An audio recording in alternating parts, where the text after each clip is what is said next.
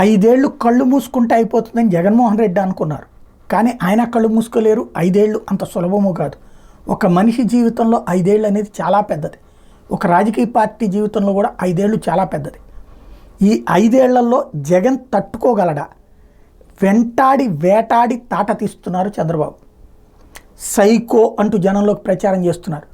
నేరస్తుల పార్టీ అని ప్రచారం చేస్తున్నారు. కాదంబరి జిత్యాని దగ్గర నుంచి తీసుకుంటే చివరికి వరదలు కూడా జగన్మోహన్ రెడ్డి పడవలతో గుద్దించేయబోయాడు అన్నట్టు. కేసులు ఒక రకంగా ఉంటున్నాయి, వాస్తవం మరొక రకంగా ఉంటుంది, ప్రచారం మరొక రకంగా ఉంటుంది. ఫర్ ఎగ్జాంపుల్ కాదంబరి జిత్యాని ఏం పెట్టింది? తనని విద్యాసాగర్ రావు మోసం చేశాడని పెట్టింది, పోలీసు అధికారులు సహకరించారని పెట్టింది. కానీ అసలు కేసు ఏంటి? జిందాల్ కేసు. జిందాల్ కేసు అనేది బయట చెప్పుకొచ్చారు. అలాగే ఇంత దుర్మార్గుడా జగన్మోహన్ రెడ్డి అని చెప్పుకొచ్చారు. కానీ కేసు చూస్తే ఇది ఉంటుంది. అంటే ప్రచారం ఒకటి ఉంటుంది, కేసు మరొకటి ఉంటుంది. ఫర్ ఎగ్జాంపుల్ పడవలు గుద్దేసినటువంటి కేసు. యాక్చువల్గా అయితే దేశద్రోహం కేసు పెట్టాలి. ఎందుకంటే ఓ పడవలతో గుద్దేసి బ్యారేజీలను నాశనం చేసేసి లక్షలాది మందిని చంపేయాలి అనుకున్నారంటే దేశద్రోహం కేసు పెట్టాలా, ఎన్ఐఏతో దర్యాప్తు చేయించాలి. కానీ అక్కడ ఏం పెట్టారు? నిర్లక్ష్యంతో పడవలు కట్టేశారు, దీని వెనక కుట్ర ఉందేమో తేల్చడం కోసం అని చెప్పి కేసు పెట్టారు. అంటే కేసు చాలా చిన్నది, చెప్పడం మాత్రం స్వయంగా జగన్మోహన్ రెడ్డే సైకో రాక్షసుడు అట్లా ఇట్లా అని చెప్పుకొస్తున్నారు.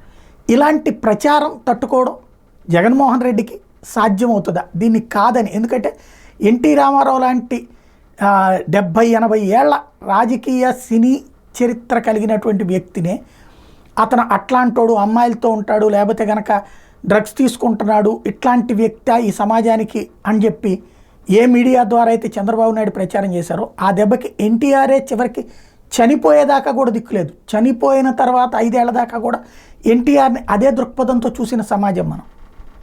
అలా తర్వాత మళ్ళీ చంద్రబాబు నాయుడు ఎన్టీఆర్ మంచోడు అని చెప్పి మాట్లాడటం ప్రారంభించాకనే అవును కదా అని చెప్పి ప్రతి ఏడాది మాట్లాడుకుంటున్నాం మనం.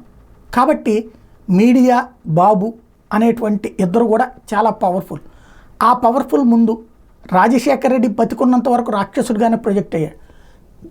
చనిపోయిన తర్వాత జగన్ని దెబ్బ కొట్టడం కోసం రాజశేఖర రెడ్డిని మంచోడి కింద చూపెడుతున్నారు. ఇప్పుడు జగన్మోహన్ రెడ్డిని బతికున్నంత వరకు తనని సైకోగా, అసాంఘిక శక్తిగా చూపించే ప్రయత్నం జరుగుతుంది. తట్టుకు నిలబడగలడా? ప్రజల్లో పాజిటివ్ తెచ్చుకోగలడా? అసలైన ప్రజా పోరాటాలు అయితే జగన్మోహన్ రెడ్డి చేయట్లేదు. మెడికల్ సీట్ల ప్రాబ్లం ఉంది, నుంచోవాలి, నిరాదీక్ష కూర్చోవాలి, ఆమె నిరాదీక్ష కూర్చోవాలి, ఉద్యమం చేయాలి, చెయ్యట్లా. తన వాళ్ళని అరెస్ట్ చేసినప్పుడు వెళ్ళడమో లేకపోతే ఏ వరదలకు వెళ్తున్నాడు. ప్రజలకు సంబంధించిన అంశం వరదలది మాట్లాడాడు, వెళ్ళిపోయాడు. ఆందోళన చేయాలి కదా, పరిష్కారం 25,000 ఇచ్చేదాకా ఊరుకోమనాలి, లేకపోతే ఇంకోటి కూర్చోవాలి కదా. ఏం చేయలేకపోతున్నాడు. అంటే ప్రజలకు సంబంధించిన అంశాల మీదుగా ఉపన్యాసం ఇస్తున్నాడు కానీ పోరాడలేకపోతున్నాడు.